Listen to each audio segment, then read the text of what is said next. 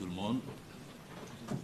À l'instar de mon excellent confrère et doyen, M. Massour Lakan, eh bien, j'apprécie positivement votre présence massive qui, comme il l'a dit, est significatif de l'intérêt que les Sénégalais peuvent porter sur le résultat de ce qui a été dit le 30 mars 2023 dans l'affaire opposant M. Ousmane Sonko, Mbaye Kanian et le ministère public. Vous l'auriez certainement remarqué. Jusqu'à présent, je n'ai pas parlé de procès ni de décision. Le 30 mars 2023, après 3 renvois, pour une affaire, si je ne m'abuse, qui a été évoquée la première fois le 2 février, renvoyée par la suite le 16 février, renvoyée ensuite le 16 mars et finalement retenu le 30 mars. Je dis qu'il n'y a pas eu de procès. Je dis que M. Ousmane Sonko a été condamné sans procès. Je n'ose pas, au risque de tomber dans les griffes de M. le bâtonnier, parler de mascarade, mais je pense pouvoir dire que dans cette affaire, il n'y a pas eu de procès. Le procès, excusez-moi doyen, ce n'est pas seulement le cadre formel. Le procès, c'est aussi un contenu. Et dans le contenu, il a été dit tout à l'heure que tous les droits de M. Ousmane Sonko ont été bafoués. Tous. Son droit d'être assisté par un avocat. Sa liberté d'aller et de venir. Le choix fait par ses partisans de l'accompagner pour assister à un procès public.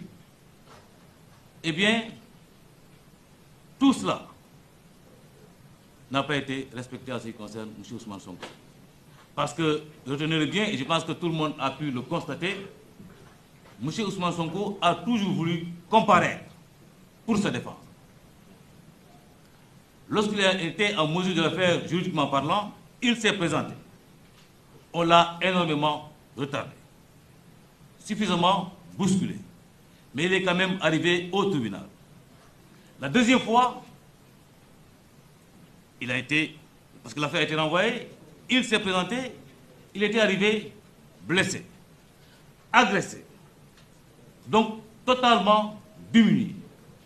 C'est ce qui a expliqué d'ailleurs, eh bien, la demande de renvoi exprimée par les avocats d'Ousmane Sonko qui était présent dans la salle.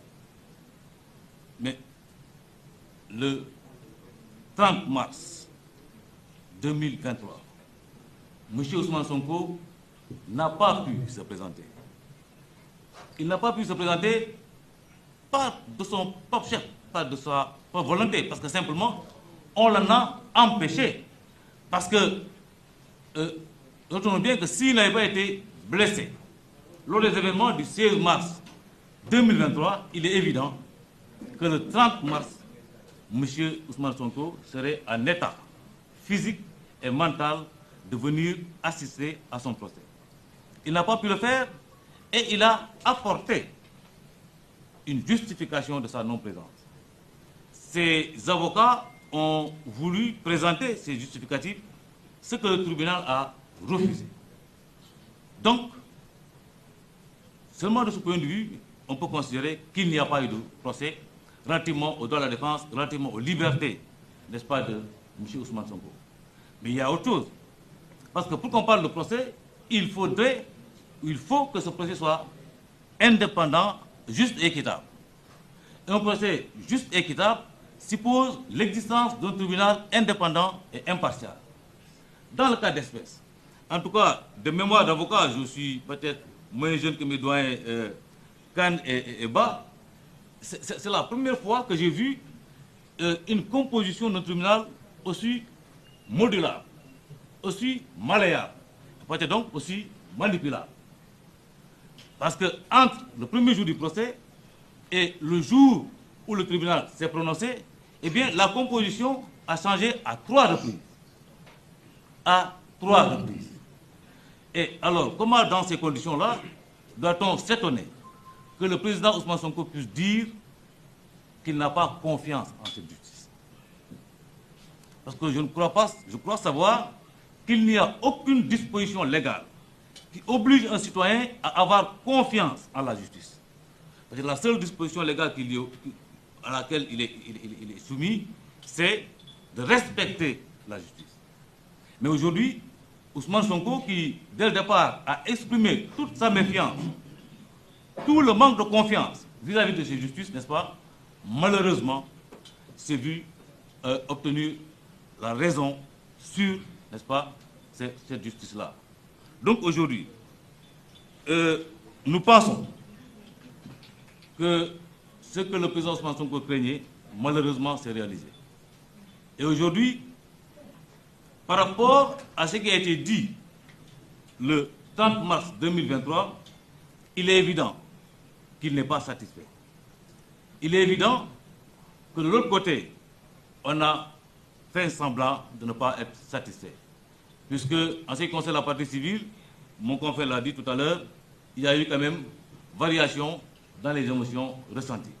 Le parquet général, lui, en ce qui le concerne, ou en tout cas le ministère public de façon générale, en ce qui le concerne, manifestement n'a pas obtenu le résultat poursuivi. Et aujourd'hui, l'on nous dit qu'ils ont interjeté appel. Ils ont interjeté appel et on nous dit que le jugement serait disponible. Il y a là, il n'est pas besoin quand même d'être un devin pour savoir qu'il y a de la précipitation. Et nous le savons tous, le temps de la justice n'est pas le temps des politiques. Le temps de la justice n'est pas le temps des médias. Donc aujourd'hui, si cette justice-là s'inscrit dans la précipitation, parce que dans le passé, il y a eu des antécédents, il est évident que personne n'est dupe, on a compris qu'il y a un agenda qui lui est imposé. C'est que dans un état de droit, l'état de droit est inacceptable. Parce qu'une justice expéditive est une justice sous commande. Donc aujourd'hui, je pense que je ne vais pas retenir outre mesure la parole, mais je pense qu'aujourd'hui, M. Ousmane Sonko et ses avocats, dont certains ont fait l'objet, n'est-ce pas, de violences physiques, dont certains ont fait l'objet de sanctions disciplinaires, et que de ce point de vue, M. Ousmane Sonko a légitimement le droit de considérer que sa défense a été amputée. Donc aujourd'hui, M. Ousmane Sonko est parfaitement fondé à toujours nourrir ses craintes qu'il a exprimées dès le départ que cette justice-là ne va pas lui être rendue. Raison pour laquelle je pense que la défense et M. Ousmane Sonko vont s'organiser pour que finalement, au bout du compte, tous ces droits, ces libertés soient préservées. Je vous remercie.